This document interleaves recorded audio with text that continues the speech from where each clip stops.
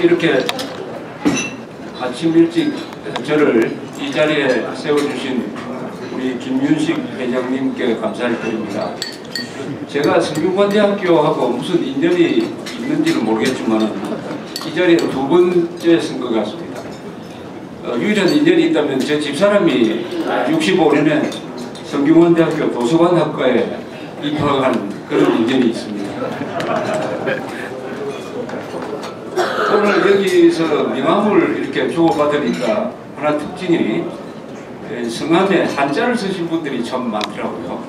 또 여기에 아까 원래 프레카드에 저 이름을 또 한자로 써주셔가지고 대단히 감사하게 생각을 합니다. 조금 이야기를 나중에 드리겠습니다만 오늘 한국이 어려움을 겪고 있는 것의 원인을 캐고 들어가면은 제일 큰 문제가 지난 40년 동안 진행된 한자 말살, 한글 전용에 의한 한국어의 파괴입니다.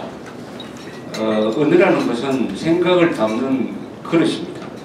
특히 국어는 그 나라의 역사와 전통과 미풍양속과 국가 정신과 민족혼을 담는 그릇인데 그 그릇이 지난 40년 동안의 한자 말살과 한글 전용에 의해서 한국어가 암호가 되면서 고급 독서가 이루어지지 않고 따라서 이 문학적 소양이 급격하게 쇠퇴하면서 한국 사회가 이렇게 일부에서 저질화되고 국가 엘리트가 양성되지 않고 이 소통에서 문제가 생기는 이런 틈을 타고 좌익적 선동이 묵혀지는 그래서 세계 최고 학력을 가지고 있는 한국 사람들이 속아 넘어가는데도 1등입니다.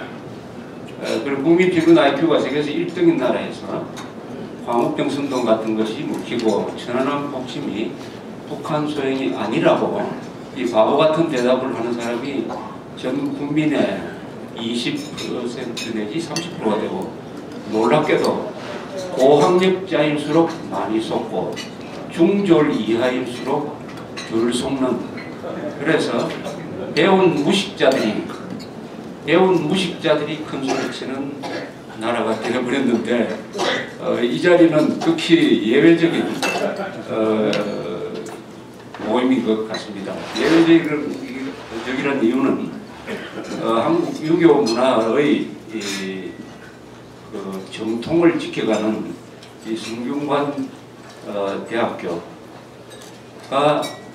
배출한 기업인들이 여기 계십니다. 사실은 유교와 경제는 잘 맞지 않죠.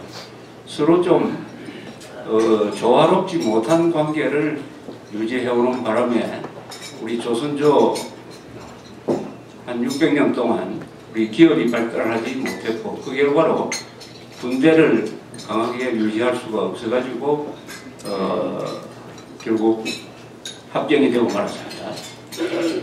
그 이유는 산농공상이라는 신분체제 있죠. 산농공상.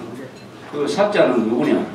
주로 선비들, 양반들 과거의 지식을 달달 외워가지고 그것을 표조화해가지고 도덕성 논쟁을 벌려가지고 어떤 사람을 이 모함으로 가는 데는 아주 세계적 기술이 있으나 기업을 만들고 물건을 만들고 장사를 하고 사업하는 데는 무능한 그런 사람들이 한 600년 지배하다 보니까 결국 일본의 식민지가 되고 말았습니다.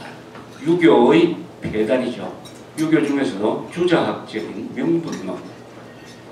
그러나 바로 그 유교적 전통 속에서 또 우리가 자유민주주의를 만나니까 그 좋은 전통이 좋은 방향으로 다시 살아나서 오늘날 일본, 중국, 한국, 베트남과 같은 이 유교 국가들이 발전하고 있습니다.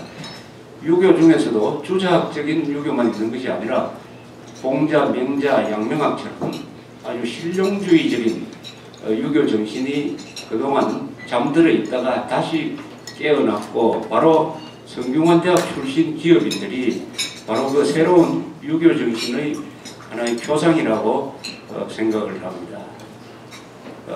여기 계신 분들은 사실은 한국 역사에서 새로 등장한 계층이죠.